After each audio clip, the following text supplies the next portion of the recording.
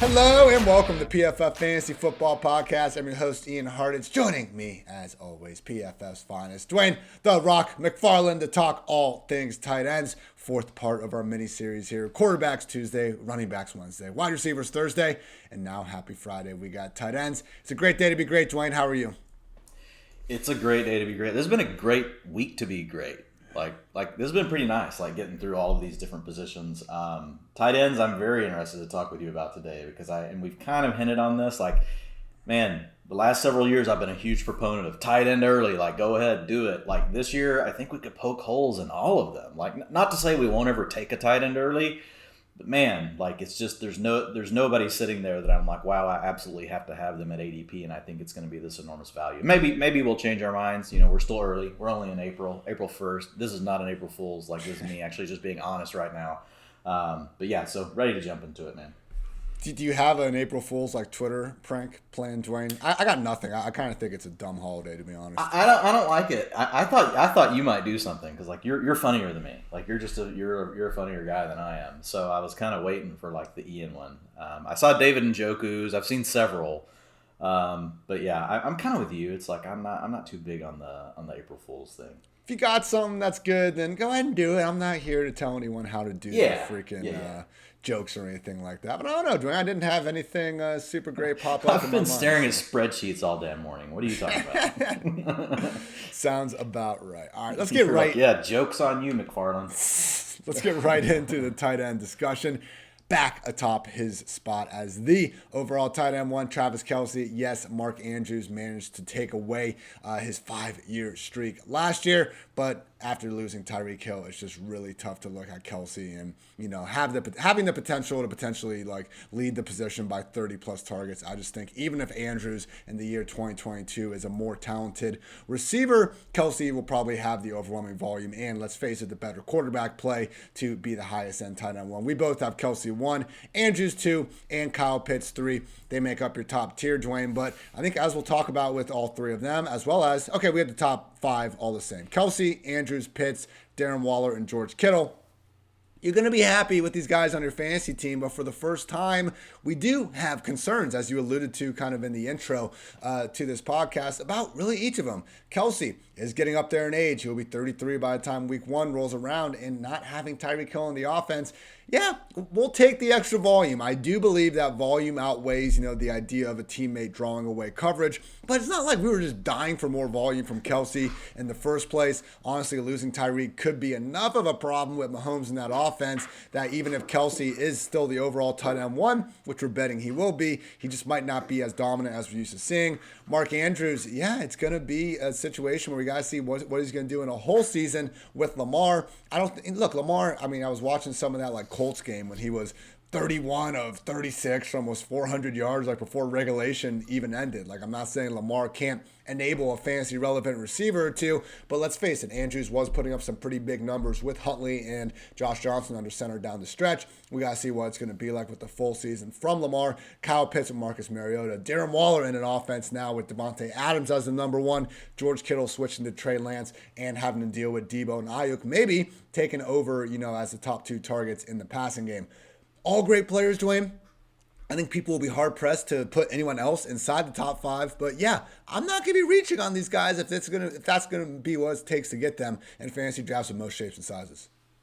Yeah, and I mean, with Kelce, like we are just starting to see, you know, and I think we mentioned this the other day, that he's starting to drift off a little bit. Like, could he completely bounce back? Yeah, but I mean, he's 33 years old, so yards per route run were 1.84 last year. That was his lowest since 2015, which was his second season in the NFL. Targets per route run, 21%. That was his lowest number since his second season in the NFL in 2015 as well. And then his 84.9 PFF receiving grade was also his lowest since that year. So I could have made that sentence a lot shorter and said these three things are all the lowest since 2015. So, I mean, look, he's getting older. We've talked about tight ends. They can continue to be productive into their latter years based on like the type of defenses they're facing. A lot of it's about zone and different things like that. But at the end of the day, like you're still as your body ages, like you're going to give something up. And so he could still be productive. But I think even with the elite target share, I have some concerns. Like, does the efficiency, continue that we've seen? And that's really, just enough of a doubt to kind of make me think, wow, do I really want to spend even like in tight end premium leagues, do I want to spend a first on Kelce? Last year, I was all in on it. I went ahead and did it again. The year before, I had done it. And honestly, like, it was nice. Like, it helped me a lot. In those leagues where I had Kelce, I want to say I drafted Kelce in 5 first rounds last year. And 21 teams that I did in the FFPC, which is all tight end premium, and all 5 of those teams made the playoffs. So like the benefit is real. I am just getting a little bit concerned about the drop in production. We've seen tight ends, far more 30-plus-year-old tight ends relative to running backs and wide receivers, continue to supply some top 12 fantasy goodness. With that said, there has started to be a little bit of a drop-off around that age 33 season. Yeah, some guys are still putting on, even after the age 35. Tony Gonzalez was quite one of his kind. Maybe not one of his kind. Kelce's been putting up similarly bonkers numbers. Either way, Tony Gonzalez, one hell of a career. Shouldn't necessarily assume that Kelce or anyone else is going to be quite as prolific as they enter those later stages. With these other ones, Dwain, because Kelce, yeah, I don't want to take him as high as we normally would either. I think it's the same case with everyone else. Mark Andrews, we no longer have that, massive value opportunity because he wasn't even going in the top 3 tight ends last year. That was just Kelce, Waller, and Kittle. And then with Kyle Pitts, I don't know what's going to happen with Mariota, and they seem destined to add another wide receiver, or maybe Auden Tate leads the team in targets. That's fine with me. Probably not fine with everyone else in Atlanta or in fantasy land. Darren Waller behind Devontae, Kittle behind these other guys. If you were in the first, we'll say 5 rounds of a draft, going to go after one of these guys, who would you most like to relative to kind of where you're seeing the ADP right now? Honestly, I'm gonna go with the best ADP. Yeah, okay. So I'm gonna go with Kittle and Waller most likely. But I mean, I'm gonna want some exposure to Pitts. So if you look at based on data we get from Fantasy Mojo, so you guys can check him out at fantasymojo.com. He covers all of the FFPC stuff. Does a nice job of actually breaking these drafts out where you can just look at the last 7 days. So like if big news breaks, you don't just have a bunch of old data like weighing your stuff down. But anyway, looking at his stuff. And so again, FFPC is tight end premium, but it does have Kittle going off the board as the 5th tight end. You get him in the 3rd round. Obviously he'll be later in non-premium tight end type formats. And he's right there with Waller. So Waller's at 3-1, Kittle's at 3-3. So I would be in on either one of those. Pitts, man, 2-6 right now on Pitts with Mariota as the court. And I love Pitts like as a talent, but Jesus, that's a lot. And Andrews, to your point, is a 2-1. We're no longer getting the discount. Mark Andrews was my most drafted tight end last year in this format. So he came through huge for me, but I was getting him in the 4th and 5th round. Now you got to pay an early 2 to get him in this format. So it's tough, man. And Kelsey's a 1-7. So I think I would just lean in, honestly. If I had to take, if you're like, Dwayne, Girl Scouts come to the door, you have to take one of these players. It's probably going to be Waller or Kittle just because of the discount. And most likely, I'd just rather wait. I would rather, dip down to the next tier, at least where I'm sitting today. Next tier is where things get really interesting. We have the same 4 tight ends in spots 6 through 9, but in slightly different orders. I am going as my tight end 6, Rob Gronkowski, followed by Dalton Schultz, TJ Hawkinson, and Dallas Goedert. You are given the lead to Hawkinson and Goedert, and then flowing with Schultz and Gronk. Dwayne, for me, it's as simple as I want the Cowboys and Buccaneers guys in my offense, even if that means maybe getting the number 3 option as opposed to the number 2. But even that's not a given, man. I mean, Hawkinson could work as the number 3 behind Amon-Ra and Swift. Hell, maybe even Chark or another wide receiver still to be named. Goddard, I mean, the number 2, maybe even the number 1, but God, inside that run-first offense could be problematic in the Eagles or another squad with those 3 first-round picks where it would make an awful lot of sense if they add another wide receiver to the group. Why do we want to mess around with the Lions and Eagles when we can go get the Cowboys and Buccaneers? Well, I just like the talent for Hawkinson better. Still top 8 pick. His receiving grades have been really good. His targets per route run have been strong. Yards per route run for a tight end have been nice. So, I just still am going to lean in, to the talent. I totally get where you're going. My guess is Hawkinson will be the number 2 on his team. If I've got to put down today a pecking order, I think it's Amon-Ra St. Brown 1. I think it's TJ Hawkinson 2. Then you got a bunch of other guys behind that. If you want to look at Dalton Schultz, I think you could argue some of the same things. Like, I think he's going to be behind CeeDee Lamb. There's a chance he ends up behind Gallup. So I agree, a better offense. But with Schultz, man, I'm a little more leery, with Schultz just, as a player. I like him, but I still think that Hawkinson is the better player overall. But again, like I have him in the same tier, just like you do. So I'm just slightly leaning to Hawkinson, from a talent perspective.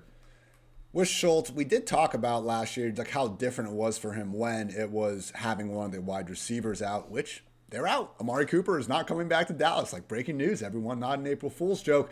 So I do think that he is a little more ingrained there. But from a pure talent perspective, I do think he's last on that list. The Rob Gronkowski thing is what's pretty interesting to me, man, because he's coming back. Come on. Gronk is going to come back and play for Tampa Bay Buccaneers. We heard him joking about it in the barbershop and everything. Right now, he's still being ignored on best ball, and that will change, but I still don't know if it's going to change enough as it should. Last year, only 4 tight ends averaged at least 14 expected fantasy points per game. Mark Andrews, Travis Kelce, Darren Waller, Rob Gronkowski. Big gap. Kittle is the only guy above 12. Even realized fantasy points per game. Andrews number 1 at 17.5. Kelce number 2 at 16.6. Kittle and Gronk were tied. Then another big gap, Schultz and Waller. Gronk was a top-tier tight end whenever he was healthy enough to be on the field last year. We could talk about him potentially seeing a target bump without Antonio Brown in the picture. How can we not put Rob Gronkowski in as a top 6, 7 tight end, Dwayne? This is where I am kind of mad at you, man. I might be sending more than one Girl Scout to go change that. Come on. Man, I don't think you get. I don't know, man. Like for me, it's basically he just hasn't signed yet. So if I'm going to have all these guys in the same tier, I'm just going to put the guy that hasn't signed at the bottom. Like once he signs, you're moving him up. Yeah, once he signs, okay. I'll move him up. Okay. I don't know if I'll put him above Hawkinson, probably somewhere right around there. Again, this is why I do tiers. Like, I think you can make an argument for any one of these players. Gronk, the thing against him, obviously is the age component, but at the same time, like he continues to produce. He's also got a really good ADP. Now, it has started to move up, again, per Fantasy Mojo, just looking at like the last 15 to 20 drafts.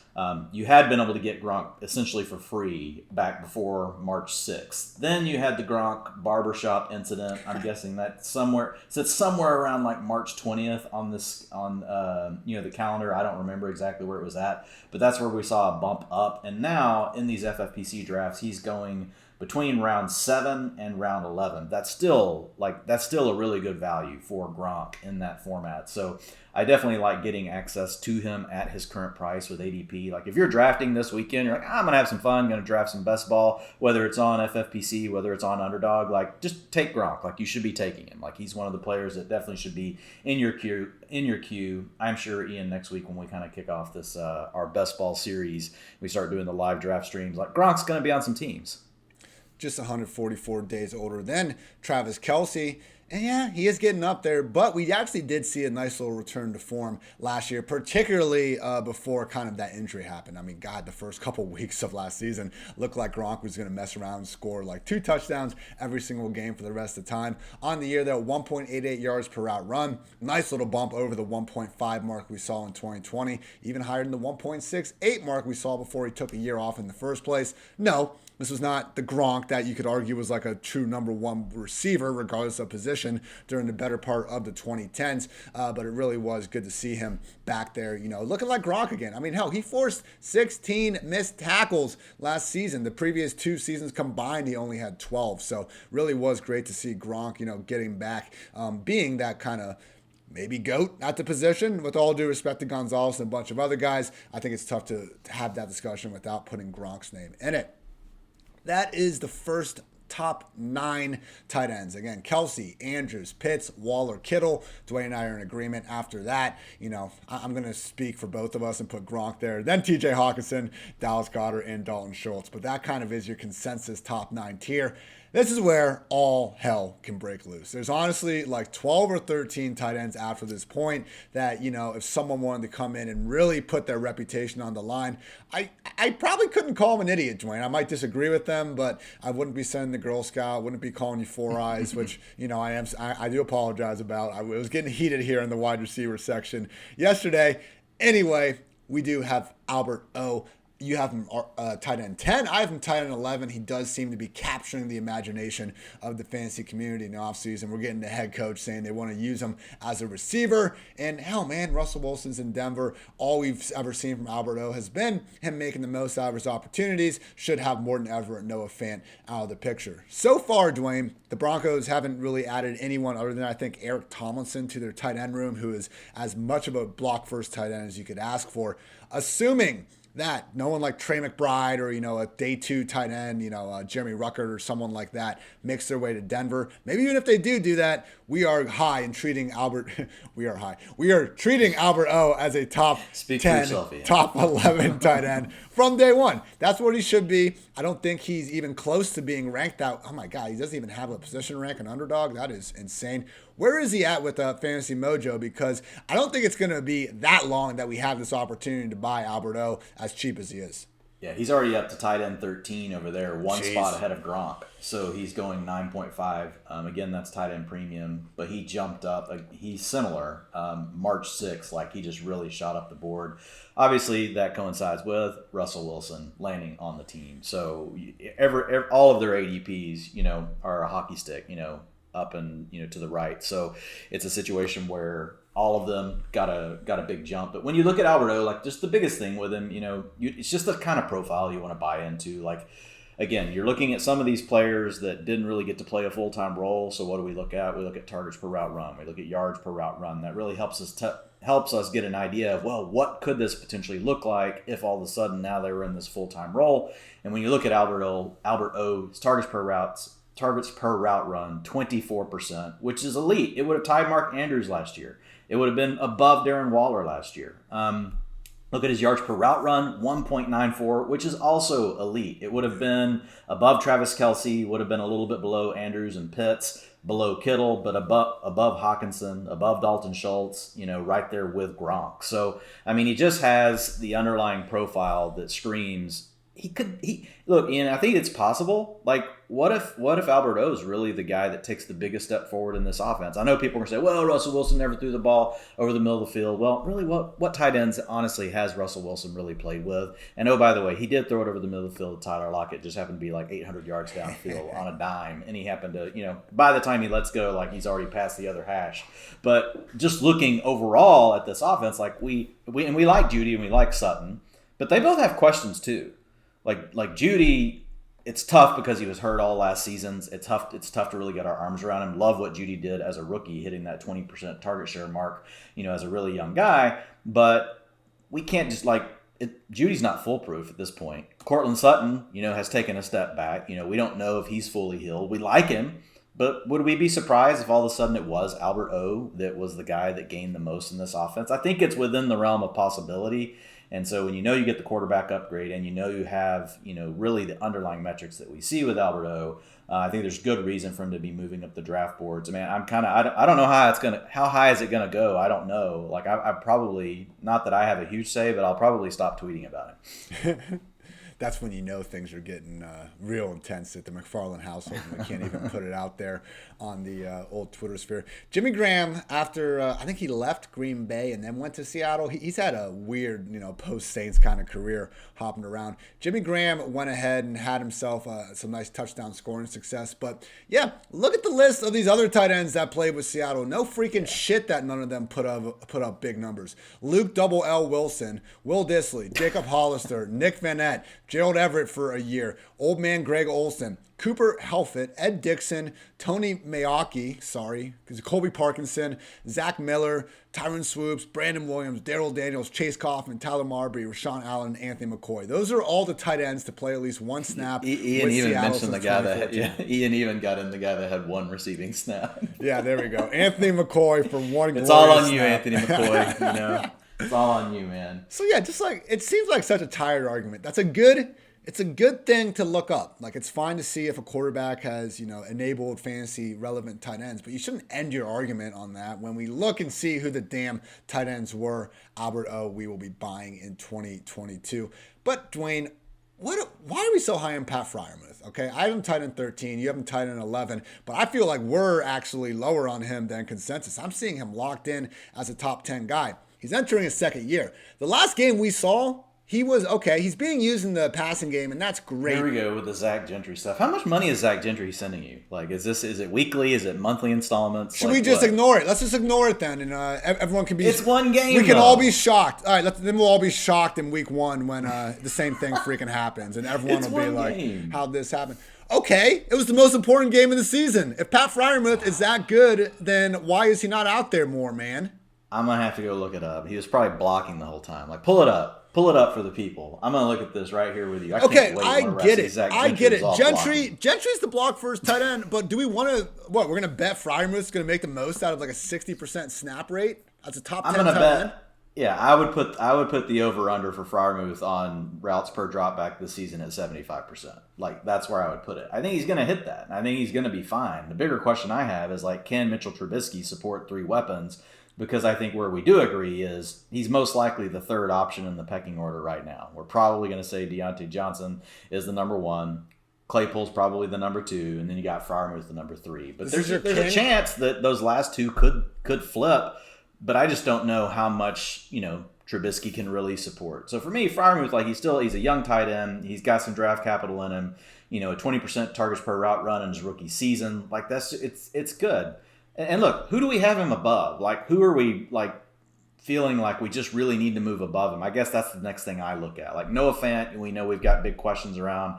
Dawson Knox is really just living off the exhaust fumes of the Bills' offense, which is fine. It is what it is, but he's not, like, doing anything incredible himself. He's in a pass-heavy offense with a really good quarterback. So I feel like they should probably be there together, or close to one another. I think you could argue Zach Ertz. Like, you could probably argue, "Oh man, we should take Zach Ertz." But I think Freiermuth, being the younger guy, I would still rather take the chance on maybe there's some upside with Freiermuth. Oh my God, Zach Gentry ran more routes than Pat Freiermuth in that game. That's your king. He must have got hurt. My king. Yeah. No, he was playing. And I looked at the freaking game log. He was out there for all 4 quarters.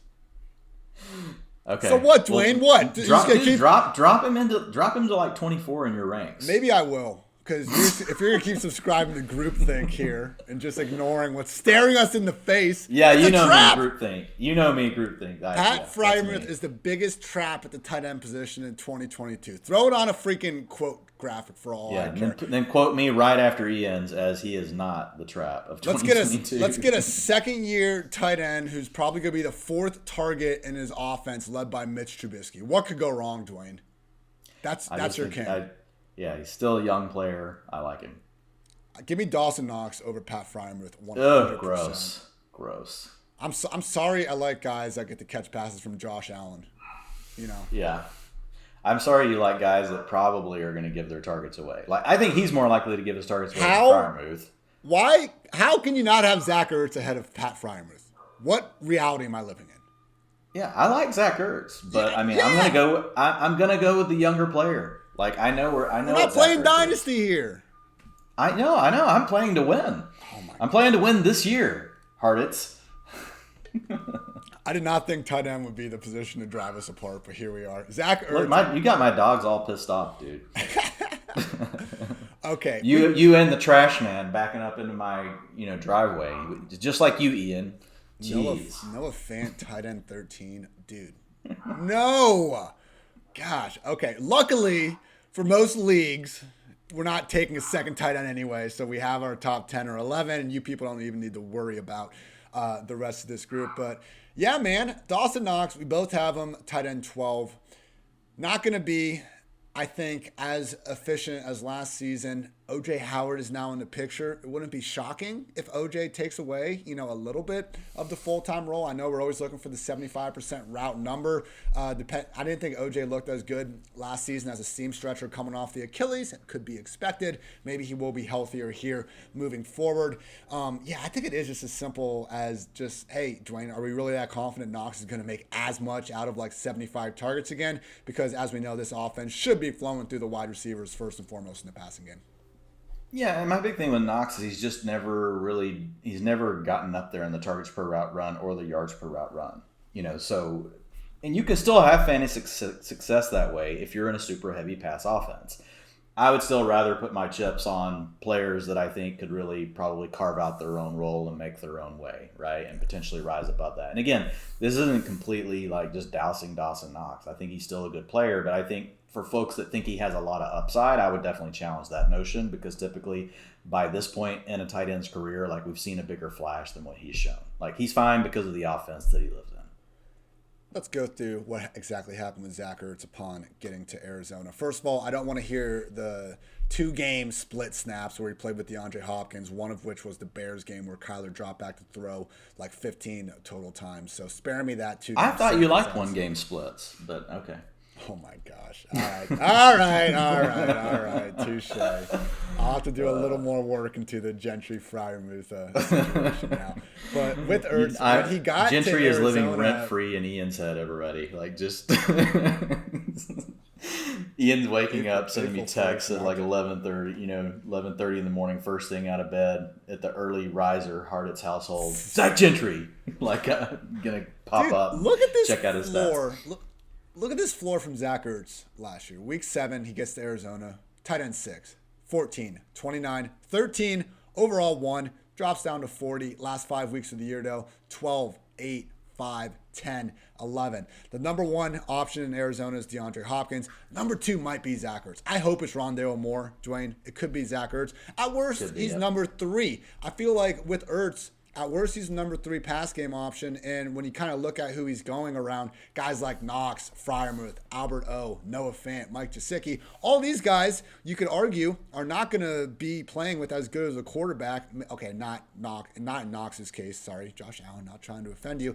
But Ertz, he has Kyler, who's a great quarterback, and he's going to have that higher target share. We got to move Ertz over Noah Fant, Dwayne. I can only take so much. Yeah, and look, like I said, it's a tier. Like, so if you want to lean in like to a player that if you're someone that likes to go with talent, I mean, you like Noah Fant over him, that's fine. But I'm with you. I mean, I like Ertz. He honestly should be over Dawson Knox too. I mean, he probably deserves to be like at the bottom of, the 1D tier. He's just, an older player, but at the same time, like, if you're looking at it from a perspective of 2022, like, I'm fine. Like, even if you wanted to rank him up, ahead of Albert O, like, I wouldn't argue with anyone about that for Zach Ertz. Like, I definitely like him over Gesicki. And I think that is really where the hard line draws for me, as far as all the rest of these guys being much more of a Why projection. does Fant get that nod? Just because of the draft capital and he's young? Well, yeah, and I still think that he can be an ascending player, but at the same time, like, I get why you're, against him. Like, we don't know what's going to happen with the quarterback situation. It could be one of the worst offenses in the league.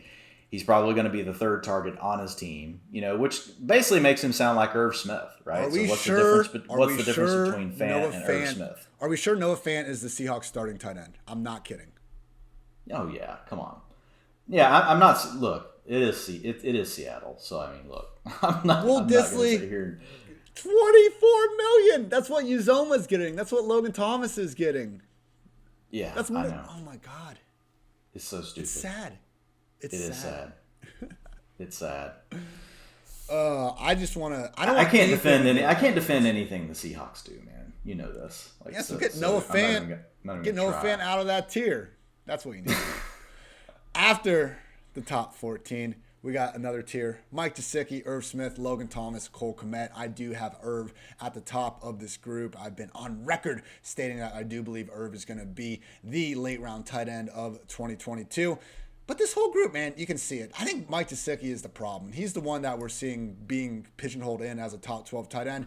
There's only one ball to go around in Miami, Dwayne. And yeah, they franchise tagged him, but that franchise tag is $10 million less than the wide receiver tag. I don't think it's any guarantee that he's necessarily going to be this feature part of the offense.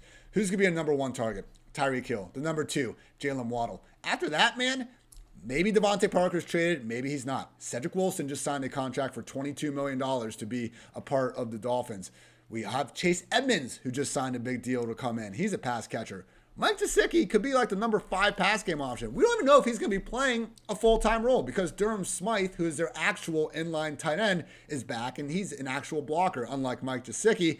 We don't know how McDaniel is going to use him. There are so many question marks with him. And let's face it, like he's had opportunities over the past 2 years being used as a big slot receiver, not really having to block, not being in an offense with much competition. And what was the ceiling for that? Like a low-end tight end one. Let's not buy him at the best case ceiling that no longer even exists. Yeah, I'm totally with you on Gesicki. Like I think he's fine. Like if somebody wants to take a stab, like he's somebody you can take a stab on, but at the same time, like his path to being on the field, there's just a lot of challenges this year. You got multiple guys that play slot and move around, and so I do feel like he's going to be the odd guy out, just like you mentioned. You got Waddle, you've got Tyreek Hill. I just don't see a path for Gesicki to be, honestly, like what would you put his ceiling at for his target share this season? 18? I would put his target. I think his ceiling is probably like 15%. Like this guy hasn't been able to earn, a really good target share with lesser players than Jalen Waddle and Tyreek Hill. How's he supposed to do it now? I struggle to really, come to a conclusion, where I can jump to that and say, oh yeah, he's still going to get 18, 19%. I think a lot of people think it because they're like, oh, it's the Shanahan style offense. You use a lot of play action, get the mismatches. And those things are true, but we talked about this, like just how often is he going to be on the field for those things? Because I don't think he's going to be out there when they're running 21 personnel, which is when you're under center and you're going really heavy play action. I don't think Gesicki's on the field whenever they're doing that. That's probably going to be, Durham Smythe like you're talking about. You'll have Alec Ingold in at fullback. So I think that's going to be problematic, for Gesicki. I think we could argue dropping him. There are 5 spots potentially, man. He's just kind of still going in front of guys that are going to probably be out there more snaps than not. Irv Smith, now with Kevin O'Connell, we didn't see Tyler Higbee ever really leave the field with the Rams. You can imagine what Irv Smith, who will be only 24 by the time week 1 comes along, finally putting it together. Logan Thomas, as Dwain and I usually, half laughed, half cried about like during the season. The weirdest, tight end room in the league resides in Washington. No matter who is there, they're going to step in, play 100% of the snaps, whether it's Logan Thomas, converted wide receiver Ricky Seals-Jones, even whoever the hell John Bates is. They're going to go out there. They're going to play every single snap. We need to monitor the Logan Thomas recovery from ACL. But man, like if he goes out there week 1, plays every snap, catches a touchdown, finishes as a top, 8 option at the position, that should surprise absolutely no one.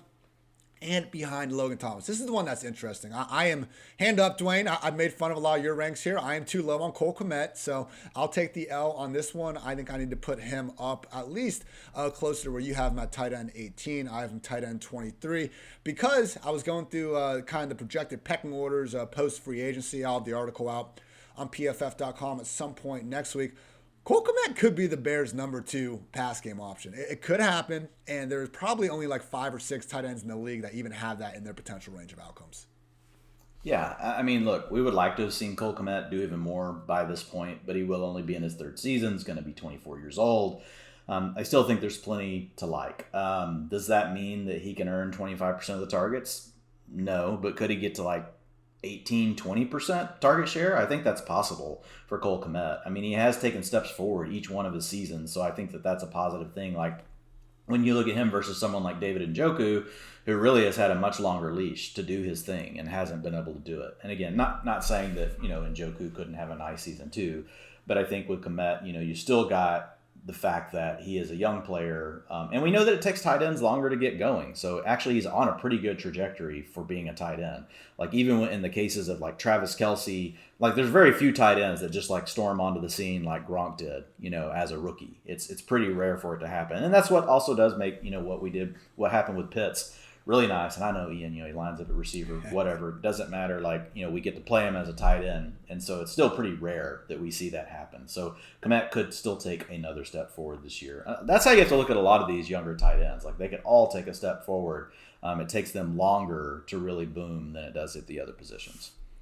Next here, we got David Njoku on the top. Someone that we've, I think, already talked enough plenty because of everything going on in free agency. He actually had his bad April Fool's joke today, telling everyone that he wants to be traded. Like, David, but you've said that, like, unironically 3 or 4 times over the years, man. Maybe don't bring up, like, all those bad vibes that you I'm not saying. And, hey, it's Cleveland, man. Not saying he shouldn't have requested a trade, but maybe when the organization does finally commit to you and they're talking about a long-term deal, you don't bring up the same thing that you were actually seriously bringing up several years. But what the hell do I know? Keep making your money, David Njoku. The question is, how involved is Harrison Bryant going to be? Harrison Bryant could have more targets than David Njoku. I think they're going to be pretty split in terms of snaps and routes. Maybe Njoku plays more overall because I believe he's the better blocker of the two. And then there's also a chance that we see another tight end added to the group because they really haven't done anything to replace Austin Hooper. So, yeah, everything's looking good for David Njoku, but he shouldn't be receiving this 10-spot jump just because Deshaun Watson's in town, just because Austin Hooper left. He's a fine dart throw and talented guy. I really do think if he was a full-time tight end for Deshaun Watson, he has double-digit touchdown upside. The problem is we're almost certainly not getting a full season's worth of Deshaun Watson, and unfortunately because of Harrison Bryant, maybe not for David Njoku as well. Yeah, I mean, with Njoku, we saw the year before last, whenever it was just he and Harrison Bryant for multiple games together, you had Austin Hooper out, and it was actually Harrison Bryant that led them in routes. Now, last year you had one game that did not have Austin Hooper where those two played together, and it was David Njoku who led the team in routes. So we're dealing with really small samples, but the bottom line is we've seen Stefanski historically be willing to rotate tight ends, and it doesn't just go to his time at Cleveland. It dates back to the time whenever he was working with Gary Kubiak in Minnesota, did some similar things there. So there's just an overall trend that is in play. And it's also, Harrison Bryant, I think he was a 3rd-round pick, if I'm remembering correctly. And I don't have my draft pick stuff pulled up in front of me. But he was how's Evan put it? And he was an MF and Mackey, right? Yeah, he was. I want to say he was a 3rd-round pick, but it might have been a 4th. So, yeah, I'm with you on Njoku. I do like the upside. The thing Njoku does. Okay, so the thing with Njoku, 1.56 yards per route run. That's pretty good, for a tight end. But targets per route run, 17%. That's average to below average. Could he be the number 2? And this is the thing you have to be careful of, when we're projecting. And it also goes into some of the arguments, that we're having. Is I think when you get to a certain, when we get to some of these certain tiers, and we're trying to, we're looking at pecking orders and we're looking at all these things. I think. And that's why I create the tiers the way I do. You're kind of coming down to a decision. Are you wanting to buy into a player's profile, or are you wanting to buy into us trying to project him, into a role?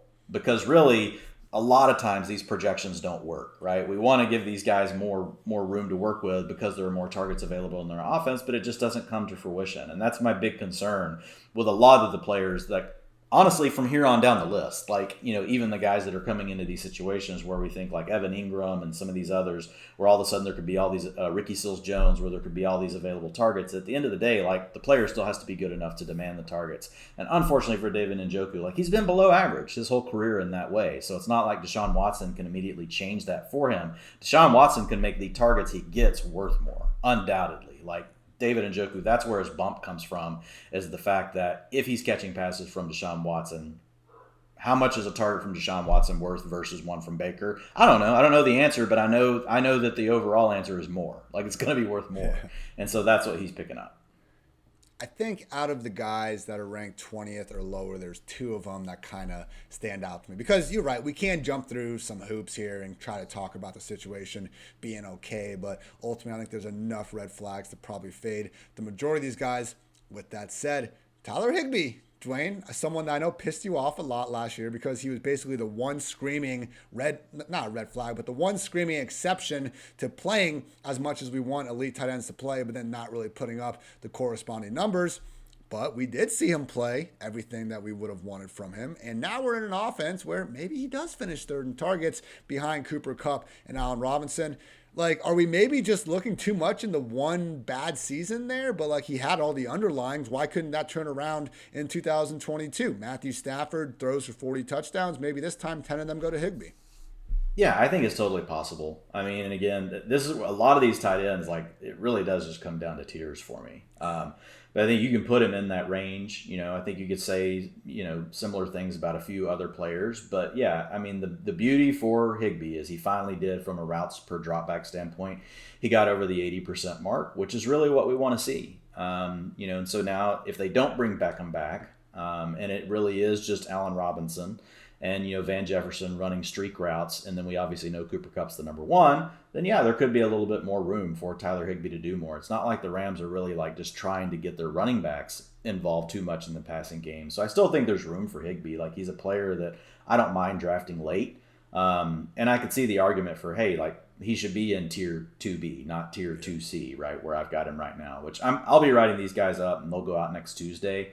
So we'll see. Like, I still have to make some changes. Like, as we're sitting here talking, like, I've already moved Zach Ertz above Dawson Knox and above Noah Fant.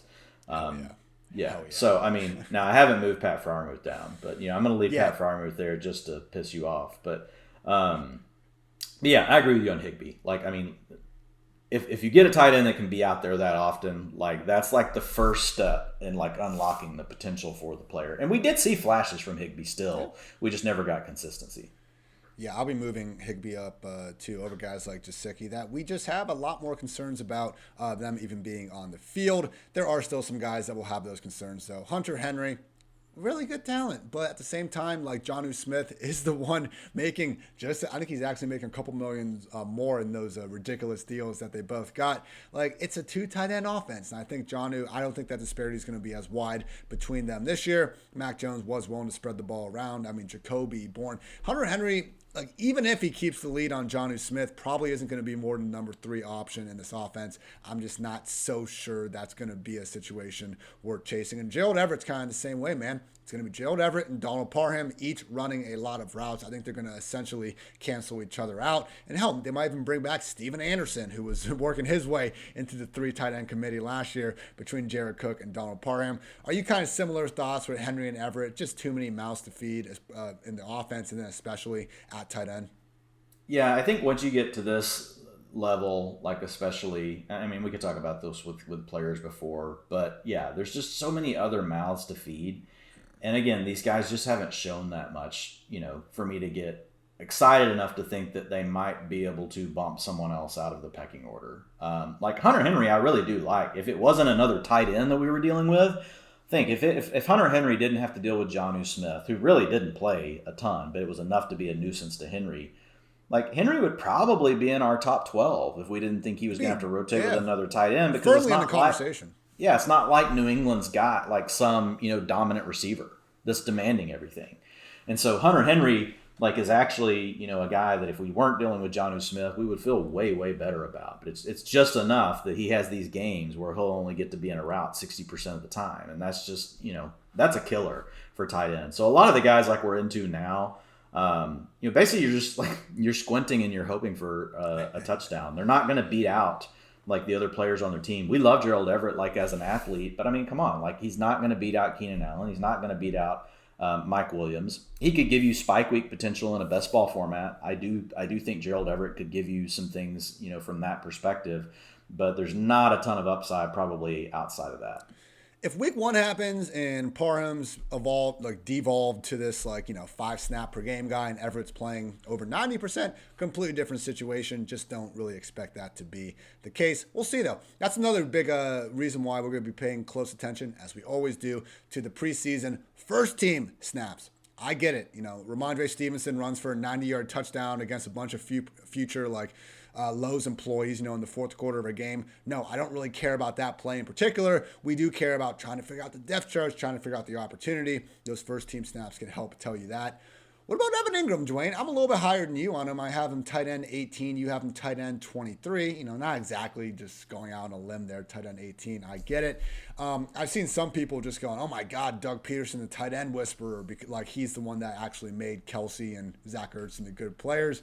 Regardless, in Jacksonville, they did give Ingram, about 10 million reasons why he should be a big part of the offense. If Trevor Lawrence makes a decent bump, we are looking at Ingram being in an offense that last year, really the only pass catcher we saw some sort of prolonged okayness, good adjective there, Ian, was Dan Arnold. And I think we can all agree that Evan Ingram is at least an upgrade over Dan Arnold. So Ingram, is he getting you going a little bit down here, Dwayne?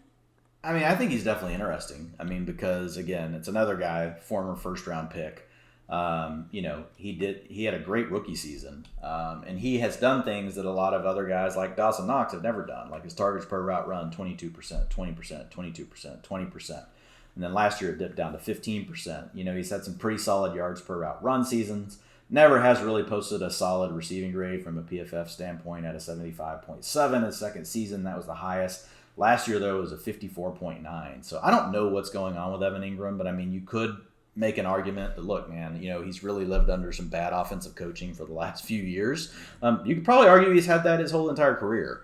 So I think there's some potential for him. I do think he could, if he still has the speed and he still has the same athleticism that we saw when he came out of college, he could really be a mismatch problem, for linebackers, for safeties, which is really what the Giants envisioned whenever they drafted him. So yeah, I think, look, every year we're having a tough time pinning them down, but every year we see a few of these tight ends from these areas in the draft that can all of a sudden have, a top 8 season. So Evan Engram probably has the tools to be, someone you're at least considering in that range. It's just the downward trajectory and how bad things were last year that makes it tough for me to have him much higher than where we have him right now, or where I have him anyway. Right after Engram, Robert Tonyan back with Green Bay. Obviously suffered, I believe it was a torn ACL, 8 games in the last season. Wasn't able to try to improve upon that electric 11 touchdown 2020 season. Probably the easiest regression candidate we've ever been able to kind of peg down in fantasy football, because since targets were created as a metric, and at least since they began being tracked in 1992, Robert Tonyan is the only guy with over 50 targets in this season with more touchdowns than incomplete passes, and he had a +4 ratio on that. It was insane. 11 touchdowns, 7 incomplete targets in 2020. Just bonkers efficiency. We didn't quite see that in 2021. Caught 18 of 29 targets. He had 2 scores. But ultimately, Dwayne, we just didn't see Rodgers go out of his way to get him the ball. Just one of those 8 games did he actually have more than 5 targets. Hell, we only had more than 4 targets in 2 of those games. Yeah, Devontae Adams is out of the picture.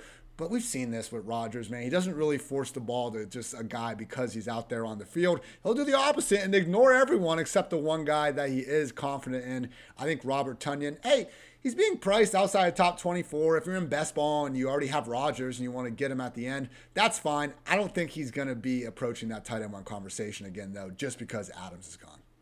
Yeah, you hit the point that I was going to make in best ball. I like him a lot more if I've already got Rodgers on the roster. Yeah. And then, I can stack him late with a guy like Tonyan.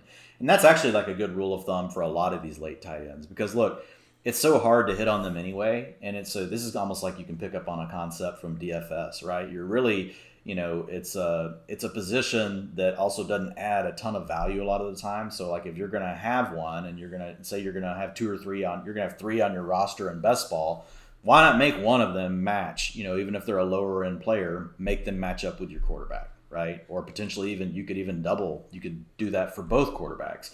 I still would rather have a good tight end, but I really like my second tight end if it's a guy like Tonyan being matched up with the starting quarterback, especially in best ball.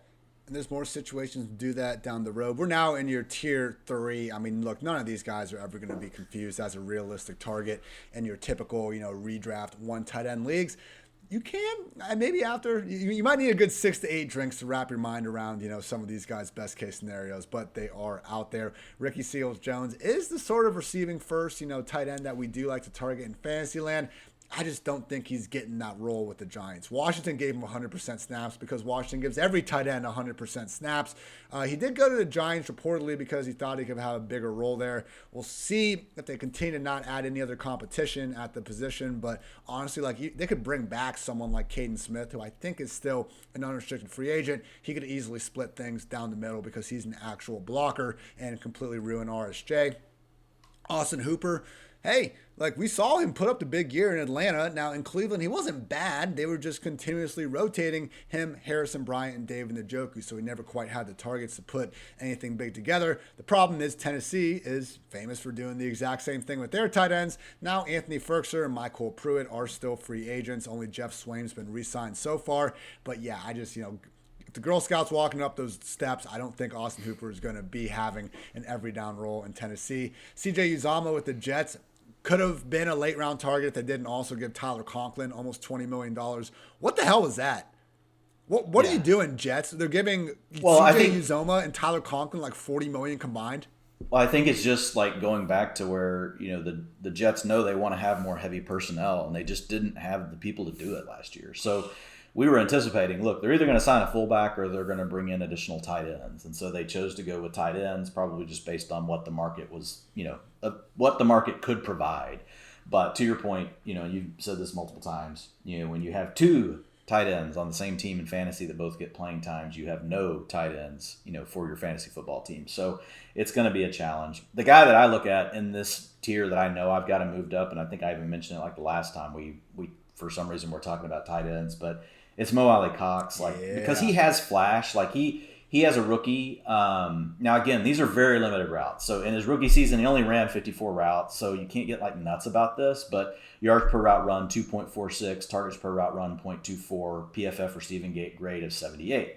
2017, he saw 86 routes, so just a few more, but still like not enough to feel super confident about. But he went down 1.8 yards per route run. 0.13 targets per route run. But then the next year, 2020, he played 15 games, 190 routes, and we saw that flash again, 2.07 yards per route run, 19% targets per route run, and again, a PFF receiving grade of 76.6. And then last year, he dipped back off again. He had the most routes of his career, 247. Yards per route run, 1.28. Targets per route run, 17%, and his PFF grade, 59.4. So, what do we get next season, Ian? He's going to have more routes, and he's due to like go back to having a good year. He's an every other year guy. But in all seriousness, look, he's at least flashed. I could pull this up like as a list, and we could show like what I'm looking at like to all the viewers, and like we can pull up almost all these guys.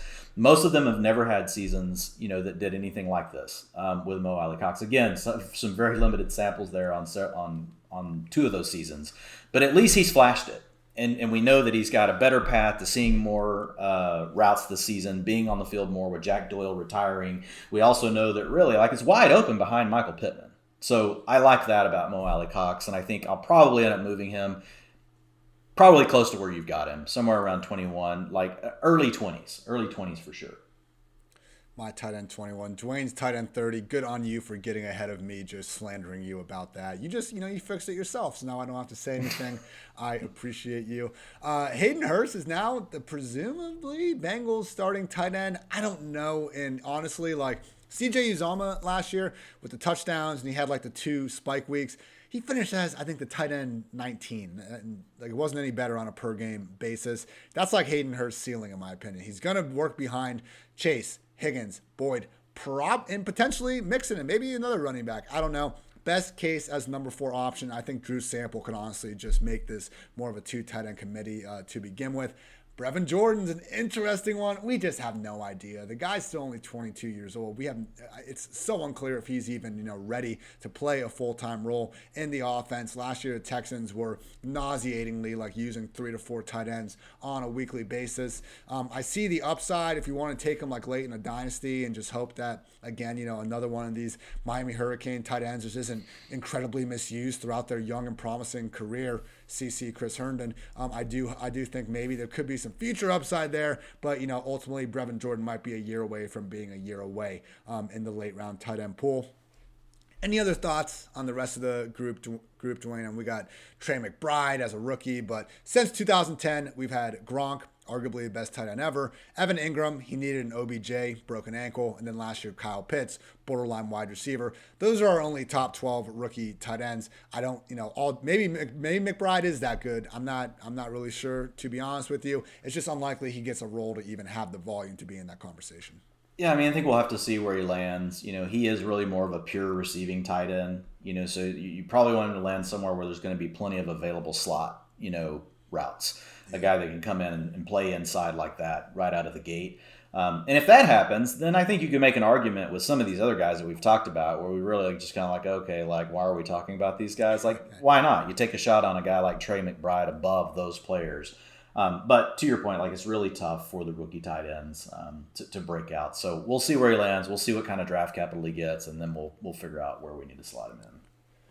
I think that's going to wrap up the tight end discussion. It is deep this year, and I can really, get behind the late round scene more than ever. Probably famous last words. We tend to say this every year, but damn it, Dwain, maybe in 2022 it is truly different. The one point you made though about Tunyon with Rodgers, man, that it is kind of a great opportunity with stacking these guys late. I did a underdog draft with Hayden Winks and John Daigle over in the 4-for-4 stream last night, and we like. It was Daigle's stupid idea, but we purposely. I've got John Daigle texting me right now. Like, what a freaking 2 foot now. So our idea was like, all right, it's super flex. So we decided not to take. We decided to go like late round QB, like knowing it wasn't going to be ideal, but we wanted to see what it could look like. And so I think we ended up with. Tannehill was one of them, and we had A.J. Brown early, and then we were able to get Austin Hooper bringing it back. I think Evan Ingram was one you can get with Trevor Lawrence, Ricky Seals-Jones, with Daniel Jones. You're not getting Joe Burrow that early. Brevin Jordan with Davis Mills, Mo Alley Cox and Matt Ryan. There are a lot of opportunities with these late ones. So it's one of those things, Dwayne, where I think to your point, the tiers are really important because there are scenarios for these guys to boom, particularly if you don't need to, take the redraft chance. Because, a lot of these guys we'll probably be able to X off after week 1 and we finally see their actual role. But in best ball land, we can still see those spike touchdown weeks. And we have, in the year 2022, I think a lot more receiving friendly tight ends than maybe the league has really seen before. Yeah. And I think like a different way we would think about it, like, I don't know how we're qualifying, where we're saying late round tight end starts. We didn't necessarily do that. But like, I think for me, it's more about the uncertainty up top and really more of the guys right there in the middle that I feel pretty good about. So I feel like if we were to label these players like as floor and ceiling, like Zach Ertz gives you a great floor option that you could come back to later if you just don't want to spend the capital on, say, a Kittle. Right. Yeah. And so you could, and you just know you want something secure. You could come back, to Zach Ertz. But if you really know that you're looking for more upside and you want a guy that you feel like, well, like if everything broke right, maybe they could challenge a Kittle or a Waller or maybe just slide in right beneath them. I think that's where, Albert O comes in. If you look at a lot of these guys, though, down the list, like, if you're not playing best ball, I think it's better for best ball too because you can mix them and you just need one of them to hit, in a given week. But man, like, can you imagine? Like, I don't want to be trying to pick like between Hunter Henry and Gerald. My dogs like really hate it. Hunter Henry, Gerald Everett, Evan Ingram, Robert Tonyan, Ricky Seals-Jones. Like trying to decide between those guys every week would be an absolute, nightmare. I'm trying to look at it and see like where do I think the absolute line is for me. I think like round 10-ish. I'm looking like at the players on the list. Like, where's the absolute line of Ertz is at pick 124, so we can get him like round 10. That's kind of after that. It's like Cole Kmet, Tyler Higbee. I'd be okay with Ertz as my tight end 1. Yeah, I think if I had to, I could go with Dawson Knox as my tight end 1. As much as I think he's a very low end tight end 1, but I would feel comfortable rolling him out there because the Bills do pass so much. But like once you get past that, like. I will say, like, Noah Fant scares me. Gesicki scares me. I like Irv Smith, but we still don't know. Logan Thomas, we've got injury concerns. That could be one that we get higher on as the season goes or as the offseason goes. I think Cole Kmet, also positive. But, man, none of these names do I really feel like I would want to be starting. Like, I kind of feel like Dawson Knox is the last name. So I've got 13 guys on my list highlighted. Like you want either Kelsey, Andrews, Pitts, Waller, Kittle, Hawkinson, Goddard, Schultz, Gronk, Albert O, Pat Freiermuth, Zach Ertz, or Dawson Knox. And then like after that, like, is there a name below those that you would feel comfortable, like if you had to, being your starting tight end every week? I think Irv or Higbee. Yeah, I think those would be the next. I think Irv over Higbee for me, just because I feel like Irv still has that upside to show us more. So I think he's definitely in the upside, category. But I want to be careful about saying, oh, this year's player X from last year, like this year's Cooper Kupp. Okay, so this year's best wide receiver to ever play a fantasy season, like that's the expectation we have here. So, but this year's Dawson Knox, purely from the standpoint of a guy that's not getting any real high-level respect in the preseason, but week 1 comes around, he's a starting tight end 1 in a really good passing game. I think that's where Irv and Higbee can come in because these guys do project as the starters right now. Now we need to find out if that's, I think Higbee's case, it probably should be. I mean, I'm confident he's going to be a 90% plus snap guy. Irv, we still need to see that a little bit, but it's trending that way. We know they can catch the ball. We know the offense is legit. They could be the number 3. They might even have higher target ceilings than what Dawson had last year. Now, yeah, I'd take Josh Allen over Kirk Cousins and Matthew Stafford, but it's still, they're not that far off in terms of real life passing ability. Yeah. No, I like the call on Higbee and Irv Smith. So this is definitely the list that I worked through the least, coming into our time today. So it's definitely still needs the most work. And I haven't even really honestly studied ADP too much either. So I haven't looked to see where are we well ahead of ADP or where are we behind it. But we'll talk about it more as we go forward. But I definitely have got to tighten up the bottom end of the ranks. We've probably gone through 120 to 150 players over the last 4 days. It is April 1st, and we got a lot more to do over these next 5 months. Dwayne, it's been a nice little marathon here. I've enjoyed it, though. I feel ready to now really embrace the best ball grind, get into some more strategy stuff moving forward.